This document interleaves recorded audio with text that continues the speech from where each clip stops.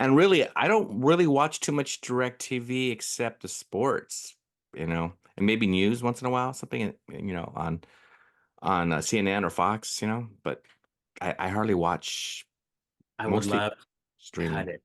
I would love to cut I it. would want to cut it if I could find Dodgers by something Uh, else, right? I mean, if Dodgers was had their own little, they should no, have their own little, no, no, too much money. I mean, that's why the Dodgers got so high is because of this issue is that get it's taking money exclusive. from us. No, what I mean is it's exclusive to that channel. Yeah.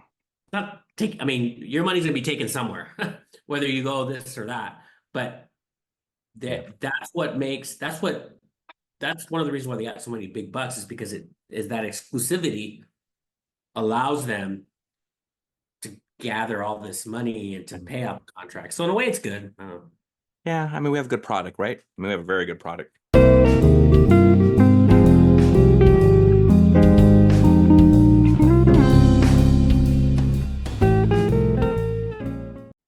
Hello, everybody. Today we are discussing Georgia University and their decision to reframe, rebrand DEI.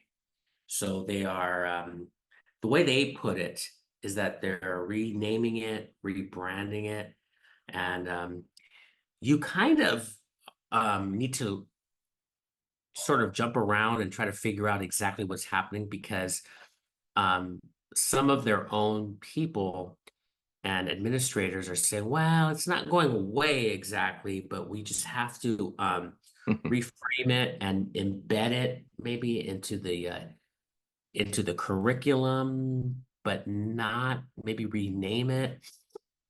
I'll link the article in the description, but um, there's critics in this concept, in this idea around the I could say I think eventual doing away with DEI at the University of Georgia. And the critics are saying that it ironically is dividing people in its mission to bring people together through diversity, equity, and inclusion, which are wonderful sounding names. Okay.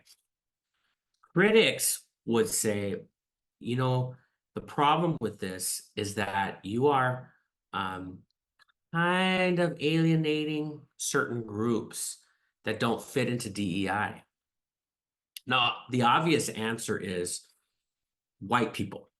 White people don't fit into the DEI. In fact, there are some critics who say, wait a minute, it sounds like you are saying it's a sin to be white. It's a crime to be white. This expression, white privilege, has been born out of this DEI framework.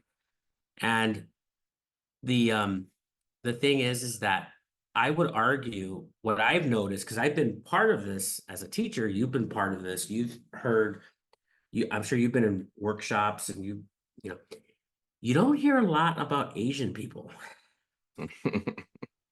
right? They don't fit neatly No. in narrative, but they are immigrants. They are people from other places.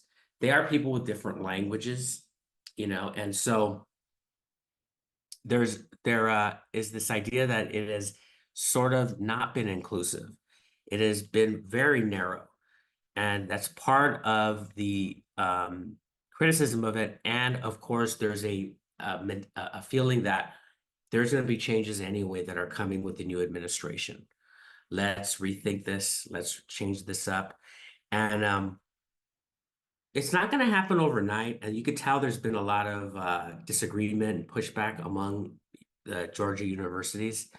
But the fact that we're having this conversation even indicates that this is going to happen, maybe not next week or a year from now, but I would guess within the next 2 or 3 years. I don't think you're going to have that. Not only University of Georgia, you're going to have this conversation throughout a lot of universities. They're going to change this kind of thinking and mission of DEI. And I will say this that it's a long time coming. I'm not a fan. I will tell you, I'm not a fan. I remember even as long ago as I don't want to say when, but I had a former administrator say, um, we have to do the work. We got to do the work. And I didn't know what he meant by that, the work, this expression, the work. And then he invoked the name of Ibrahim Kendi, who has written titles. He's famous among these, Oh. these authors of DEI and in the classroom and things. And I go, oh, okay. So this is what he means by do the work, the anti-racist work. So this idea that it's not enough to be inclusive, or it's not enough to be somebody who's not racist. No, you must be anti-racist. You must do the work. You must go above and beyond to tell people the message. It's very religious. It Hmm. is. It's proselytizing almost. Maybe I'm overstating it, but what are your thoughts, Jacob? No, you mentioned University of Georgia, but you also mentioned that you said schools, so with the S. So it's not just the University of Georgia, but it's all the colleges within the system, and even going to, I believe, even the junior colleges. So it's if that conversation's happening, I think it's a good conversation to have, right, in Georgia. But it's starting to happen in other states. Now, my question, I was thinking about this, Ruben. Tell me what you think. In California, don't you think this would be the state might be one of the last states to kind of go along with saying, you know what, let's put away our DEI. I mean, I know people who are really supportive of these programs here in this state. But do you think this would be one of the states that would be one of the last ones to kind of uh, drop those programs? Yes. Yeah. And so I think so too. So and as you mentioned, we're teachers and we've been to workshops and we've heard it and there, yes, I think we both agree. Yeah, there's racism out there. There's times where people who may have been looked down on the race, but I think as general overall, at least for me, I never felt like because of my race, if anything, I think it's helped me, especially being a teacher. I know at my school 30 years ago it was mostly all white teachers. Now it's the opposite, right? It's mostly Latinos and people of color. And so I think that's a good thing. But to say that we are behind, we're not in the 1950s anymore, 1960s. And yes, we need to be sensitive to one another and make sure that people are not being treated unfair, especially with students and staff. But I think Georgia's doing I think this is a wonderful thing that they're having these conversations. Like, wait a minute, is this really working? It's having the opposite effect. We're not really, like you said, you shared this. We're not really coming together. It's really tearing people apart. And today, I'm not sure if you heard Ruben, but Caitlin, uh, is it Kate? What's the basketball player, female from she played for Iowa? Hey, Huh? Caitlin. Caitlin Clark. I'm sorry. So Clark, she just was named Sports Figure of the Year, right, for Time magazine, and she right away said, "Wow, she said she had white privilege, right, and she knows that the WNBA is mostly run by a lot of wonderful African American athletes, and I'm like, wow, this is a good opportunity for her to say, yeah, thank you." Thank you for giving me this honor, and not to have to backtrack and say, "Well, I'm kind of feeling embarrassed that she's white." I think that's ridiculous, and I think that's yesterday. That's not. I was really surprised that she did that, but I think it's because she's been to college. She's been drilled with all the DEI, and a lot of our students are. And I think it's time, like you say, we have a new administration coming in. I don't think that's going to be. I think, like you said, in a couple of years, we're gonna see a lot more schools taking stands, and I'm not sure if it's gonna be a fast death, but it's gonna be a death, and I think Yeah. it'd be better, good for our country. I guess that it's it's a it's a perspective that not everybody agrees with, Mhm. but I guess my problem, um, because there are viewers here who might disagree with this Sure. concept. I think that DEI is helpful. I just feel that it is incredibly didactic at times, and there's these expressions that we're just expected to, you know, inculcate into our environments. This idea of privilege, doing the work. And then it even trickles into transgender things. Like we're supposed to use this word cisgender.